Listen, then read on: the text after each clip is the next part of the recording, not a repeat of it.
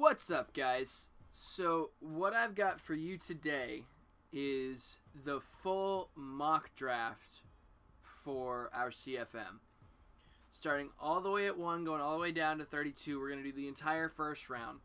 I've got it set up on my draft board the way it's supposed to go, and I hope you guys enjoy it. So let's get into it. With the first pick of the 2017 GML draft, we've got Norman Casper going to the New York Jets. I almost said New England Jets. That would be terrible. We don't need another New England team. No, Norman Casper out of Wisconsin going to the Jets. Great prospect. 4.6 40. Has the best 3-cone and 20-yard shuttle. Good broad jump. Good bench press. Good throw power. Good throw accuracy short. Decent mid ball. You know, great quarterback. Can't complain. Something you'll notice is that there will be a lot of quarterbacks coming off the board. That's just the way it's going to be this season. Going number 2 to the Arizona Cardinals, Raymond Newell. A- throw power, B short accuracy, and then B- throw accuracy deep. The reason Newell's going second is because he is a year older. He's a little bit slower. He's also not as strong, so that's something to keep in mind, which does affect injuries and certain things like that, like trucking and other little categories. But it's nothing major. Newell's, again, another great pick. He was bound to go 1 or 2. And there's not really, much you can say about it. I will go out to the team's rosters and break down the picks that I think are important to break down as to why I am, saying these picks are what they are. But I think for the Jets and the Cardinals, it's pretty simple that they need a quarterback. The Jags, again, at number 3, I think they need a quarterback as well. I don't think you can rely on Blake Bortles. It's possible he doesn't go quarterback, but I think he will. And Gregory Pickens, quarterback out of Michigan State, is the next best guy on the board. Has probably the best arm talent in the draft. And you can't really complain about that very much. So, you get the best arm talent at number 3. You're not complaining. Next up is the Buffalo Bills. Now, I think the Bills will stay with his quarterbacks. Keep Tyrod. And if that's the case, then he's got to go wide receiver. Because if we look at his wide receivers right now, they are not brilliant. It's definitely not something that can be relied upon. He's got Zay Jones, Marquise Goodwin, and Katie Cannon, and that's it. But one common trend between these guys is speed. So, makes more sense than not to have the Buffalo Bills taking Rashad Barber out of Alabama at number 4. He's got a 4.24 40, which is just insane speed. But he's also got B plus spec catch, B route running, and a B release. For someone who's 5'10", that is very, very, very good. Now, he's not 6'5". He's not an elite prospect in height, but he is in speed and other things like that. So I do see Rashad Barber going number 4 to the Buffalo Bills. Number 5, Carolina Panthers. I have the first defensive player off the board, Lateral McLeod out of Georgia, the corner out of Georgia. 6'1", 4'4", 140, so it's legit 4.4 speed. 37-inch vertical jump, so his vertical, it's not great, but it's not bad. But B plus man, B press, B zone coverage. This guy is the best defensive prospect, or the best defensive back on the board. And if we look at the Panthers roster, it's very rare that we find someone who's got as complete of a roster as he does, picking at number 5. But he doesn't need help at a lot of positions, like quarterback set, halfback set, wideout is set. His line is pretty good. We look through his line, it's not bad. Defensive line, David Irving, Mario Addison, Kawan Short, and Vernon Butler. His linebackers are set. He could use someone to replace Thomas Davis Sr., but I think Thomas Davis can hold on a little bit longer. But corner is definitely someplace where you should be looking, because you can't rely on Captain Munnerlyn as your number 2 corner this year. It just won't work out. So I definitely think Lateral McLeod goes to the Panthers if he's on the board. I think that's where he'll end up. At number 6, we're number 6. We are going to Tennessee, and we've got Lawrence Jaguar, edge defender, out of Wisconsin.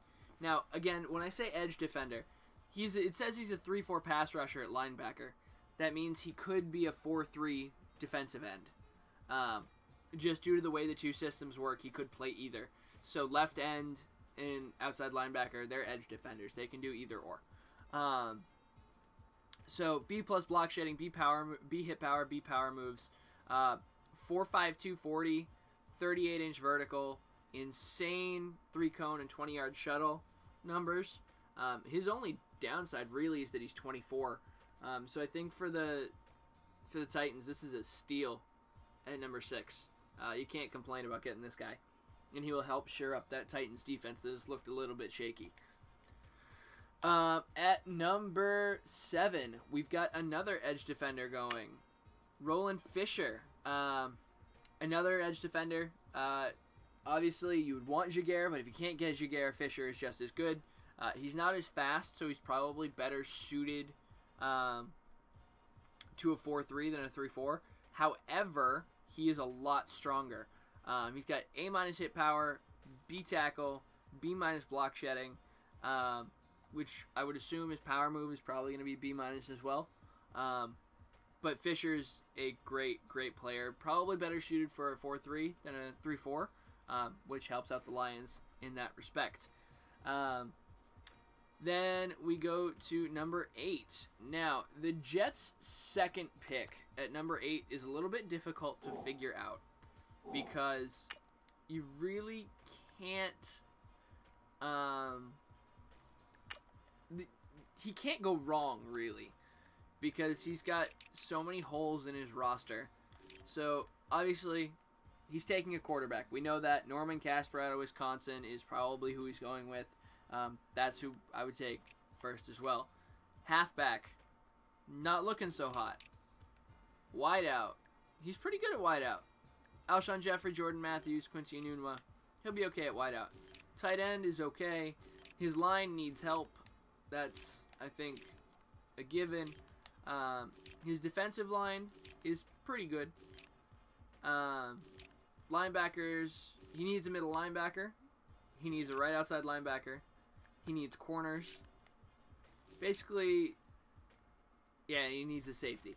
So I think he'll go halfback. I think he'll end up going with Tyrone Boulware out of Texas, the power back out of Texas. I just think that's the best place for him to go. A good running game can solve a lot of problems, and I think having a good running back will do that for you.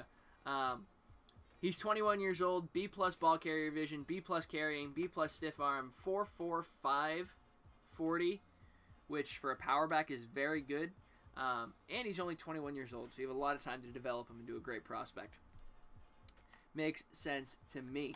Now, at number 9, we've got Frank Kimron, the center out of Auburn, going to the Chargers. Now, it's not a flattering pick, and the Chargers is one for making splashes. However, this is a pick I think he does really need to make, because his offensive line is it's really not good. Now, with Cameron being a center, that doesn't mean he has to come into the NFL and play center. He can play left guard, right guard, and not have a problem. And the Chargers have holes at both those places. If we go and take a look, let's move our way over. I wish there was a faster way to do this, but there is not. Move our way over. We've got the Chargers. Go to their offensive line. Left tackle, 74. Left guard doesn't have one. Center, 72. Right guard, 83. And Dan Feeney's an 80. So Dan Feeney will probably play left guard. And right tackle, 84. So center is something he really desperately needs, and Kimron is the best offensive line prospect in the draft. He's the guy you want. If you can get him, you take him. If you need the help there, I would not blame him for doing that. All right. After Cameron and the Chargers at number 9, we are down to number 10 with the Cleveland Browns. Now I have him taking Gervonta Knox out of Florida. 4.3 run stopper, B+ power move, B+ hit power, B+ tackle. Great acceleration numbers, which is always nice. 6'6", 312 is an amazing frame as well, and he's 22 years old.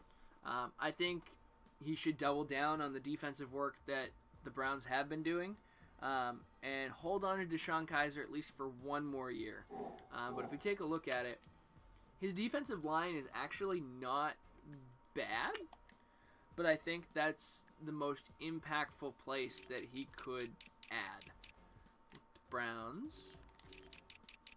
Go back this way. All right. So left end, Emmanuel Ogbah is probably who he'd be replacing. Myles Garrett at right end. Danny Shelton. And then he's got Jamie Collins, Christian Kirksey, and Josh Schobert at right outside linebacker. So he could go with an outside linebacker. He could end up taking any of the other, edge defenders. So he could take someone like Mike Irvin, who I have fallen down to 19. However, I think with Ogbah and Garrett, he needs someone else in the middle of Danny Shelton as a one tech to make the 4-3 really work. And I do think that Gervonta Knox could play that, or not one tech, play the 3 tech. So Shelton's the 1 tech, Knox would play the 3 tech, and then you'd have Ogbah and Garrett on the outsides as the ends. That's my thoughts on where he should go. However, he's one of the guys that, I cannot say with absolute certainty that's what his pick will be. He could very well go with Mike Irvin instead of Gervonta Knox, but I think Knox is a better prospect. So that's just my feeling on that one. So after Knox at 10, we've got Chucky Veal at 11 going to the Jaguars. Jags need some offensive line help. Veal's a great prospect. That's basically all that needs to be said. He needs help at tackle. Veal's the best tackle in the draft. I'd take him.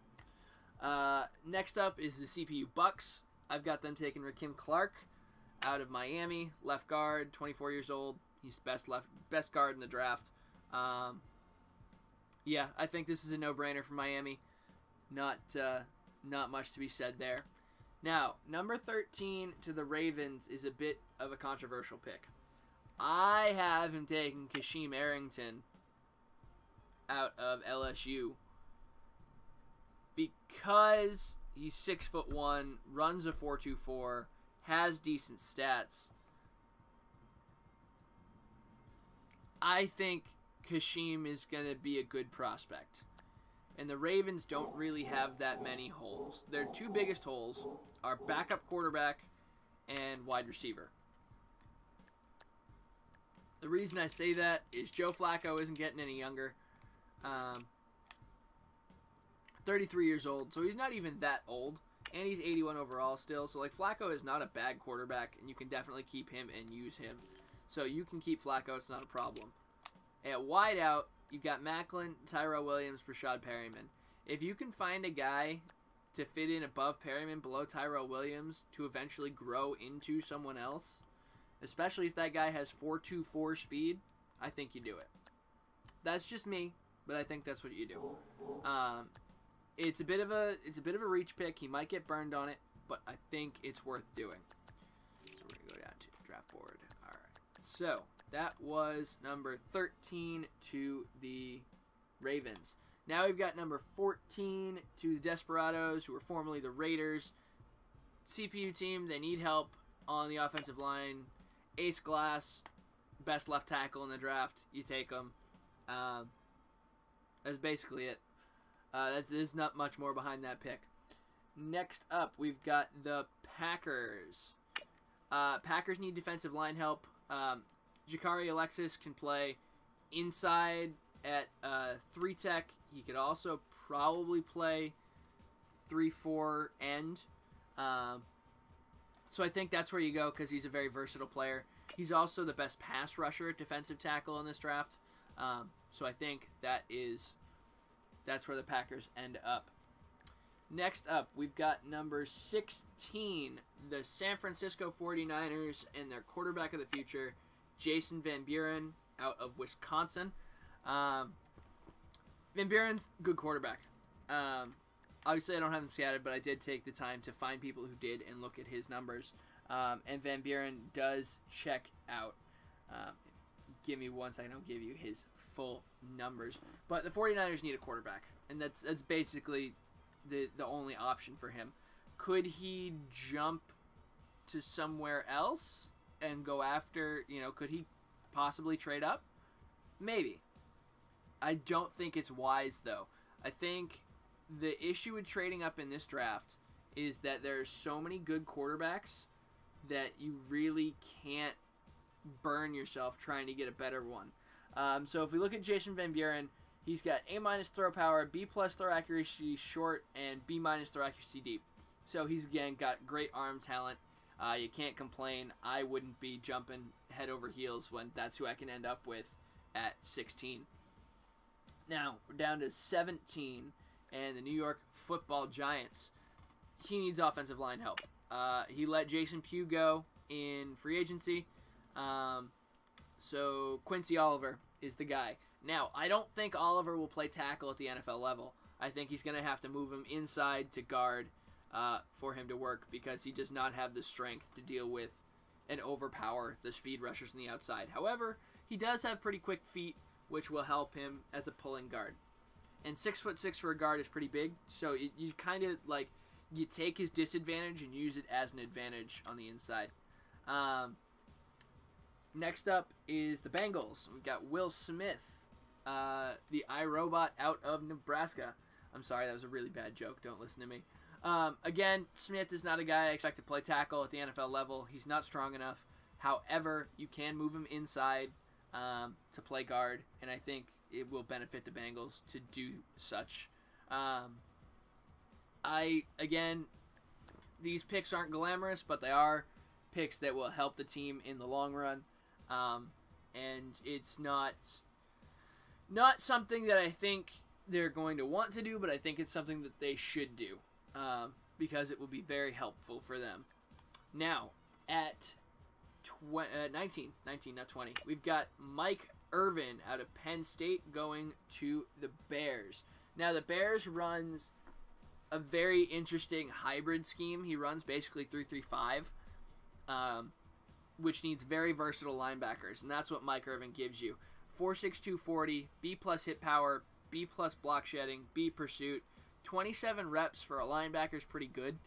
So he can set the edge there on the outside. And he's definitely he looks to be a very good run defender, which is not something that you can ever complain about. But he's also got the speed to drop back into coverage, which is it's good. I think the Bears should be very happy to get Mike Irvin at 19.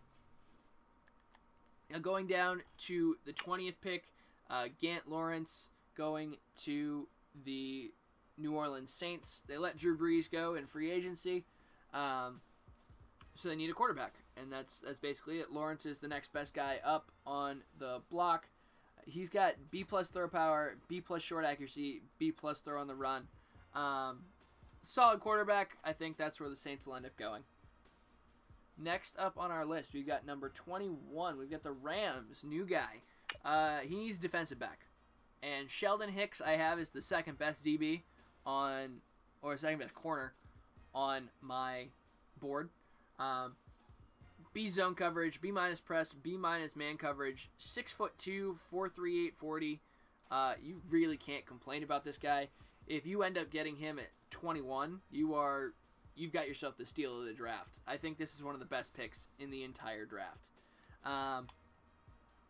CJ Sloan at number 22 to the New England Patriots. I think this is a no-brainer. The Pats tend to have this year not the greatest front seven, and Sloan just helps them fix that. 39 reps in the bench press is super good. He's got the size to play 3-4 end or or 4-3 defensive tackle. I'm sorry. B plus power moves, B plus pursuit, B hit power. Sloan is a great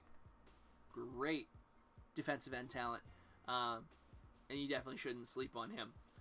Next up at 23, we're back at the Bills for his second pick, and I have him taking Dimitri Komar to pair up with Tre'Davious White. B minus man coverage, B minus zone coverage, C plus press, 4.47 40. Decent agility stats, which is good to see out of the 3-cone at 6'1". Again, Sheldon Hicks is the guy you want because Lateral McLeod will be gone way before this. However, he's no longer on the board, so you got to take Dimitri Komar. I don't know if the Bills will be happy with this pick, but having him pair up with Tre'Davious White, I think, will be a very good defensive pairing going forward. So I don't think you complain about getting a good corner at 23 in the first round. Next up at number 24, we've got the Arizona Cardinals' second pick. Now, the Cardinals need help everywhere. Yeah, it's basically everywhere. So we're going to go my team roster.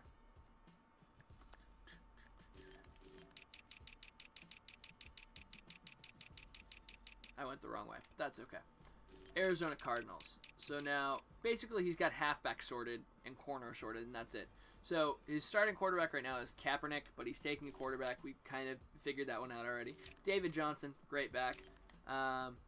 John Brown, decent receiver, but there aren't that many good receivers in this draft, so I wouldn't see him jumping to like a later round receiver at 24. Not something I see happening. Jermaine Gresham, he's solid, but again, no good tight ends, so you can't, do much about it. DJ Humphries, Mike Iapati, A.Q. Shipley, Dorian Johnson, and Jared Veldier is really not a good line. However, not that great line prospects early in the draft. So you can't be jumping to 5th round prospects if that's what you're doing in the first round. You just can't do that. It's just bad for value. At left end, he's got Robert Kimdiche. He's young. He'll develop. However, at right end, he's got Xavier Dixon, and I think that's where Julius Bradford comes in. You play him opposite Kimdiche, and I think you've got yourself a good thing going there. Again, this is all need-based. It's what I think these teams need, not what I think the GMs will actually end up doing. If they listen to me, they listen to me, and I think that's better off for them.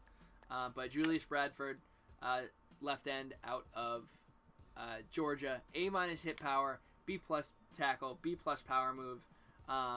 He's a 3-4 run stopper, but again, he could also play 4-3 end or 4-3 defensive tackle. Either works. I think he'll be very good, especially at 35 reps at the bench press. He's going to just push back the outside of that pocket. He's not super fast, but that's not, a terrible thing, especially when you have stats like he does. All right, next up, we've got the Colts, the CPU Colts. Again, they don't have a ton of holes either, especially not where we've got prospects left in the first round. So I think they might go best player available, and I have that being Darian Golden. At strong safety to go opposite Malik Hooker. 4.37 40 at safety, 6'2", 21 years old. It's amazing this guy didn't play wideout. But I think that's where the Colts will end up going at 25. At 26, we got the CPU Washington Redskins. They need some help at defensive tackle. Watts Alexander is the best defensive tackle left on the board. It says he's a pass rusher. I think he's more of a run-stopping player. Think of Watts Alexander as Snacks Harrison. That's how I think of this prospect. He's there. He's going to clog up the middle, and he's going to eat blocks and stop the run. Next up, we've got the Dolphins. Again, another CPU team. They need help at corner. Sanchez McGriff, best corner left on the market. B+ press, B+ man, C+ zone. 5'10", 202, 23 years old. He's a decent corner. He's not, a world beater. He's a little short, but, Chris Harris Jr. is not the tallest either, and he's pretty good. So, I think that's where the Fins will go again with the CPU teams. They basically take, they're either random or they take what they need. If they take what they need, that's where they'll go. Excuse me.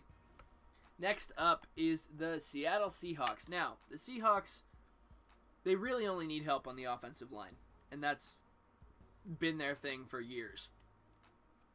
Curtis Young Sr., while being a second-round prospect, is an early second-round prospect, and he's got all the measurables.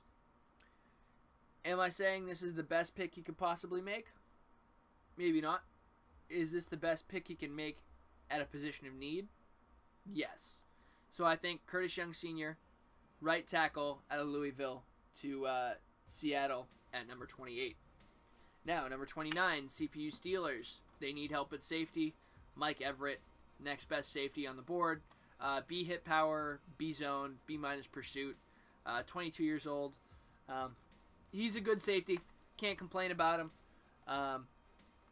But again, the CPU will take what they think they need.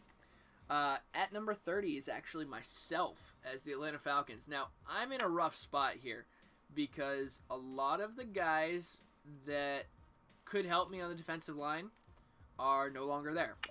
So now I have myself mocked as taking Dre Stokes. B minus block shedding, B minus hit power, C plus power moves. Not the greatest strength. Again, doesn't look, he's a first round prospect, but he's definitely end of the first round prospect. So,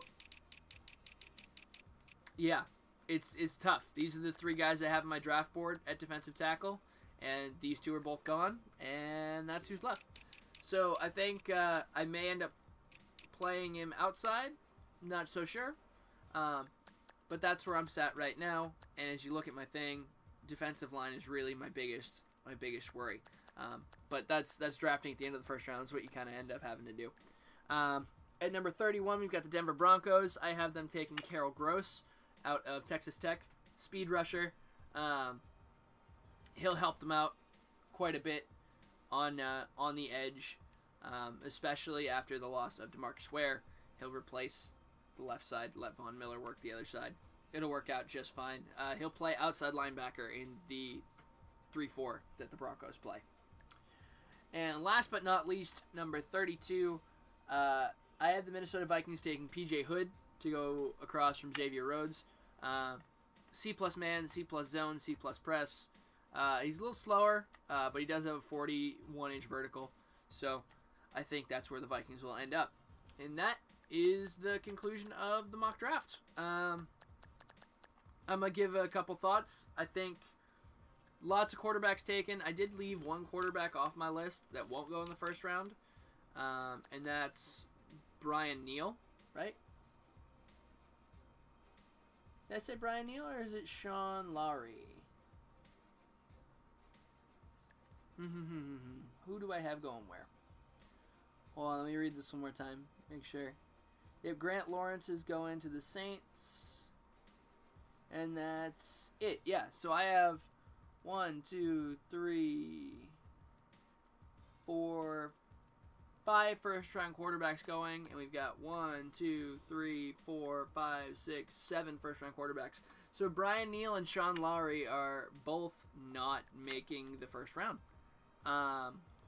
So if any of you guys have high second-round picks, I think that's what you should look at. Now, it's very possible that these guys do end up going in the first round because they're quarterbacks, and quarterbacks are always valued higher than what I think they should be.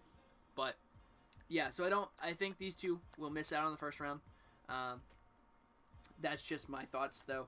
The biggest steal in the draft, I think, is going to be Lateral McLeod at number 5. But the biggest steal, like, Lateral McLeod at 5 is a good pick, right? The best pick is Sheldon Hicks at 21. If you can get this kind of prospect all the way down at 21, you've done yourself a very, very good job. But yeah, that's all I've got for you guys today. We will see tonight how the draft ends up going. Thank you for watching.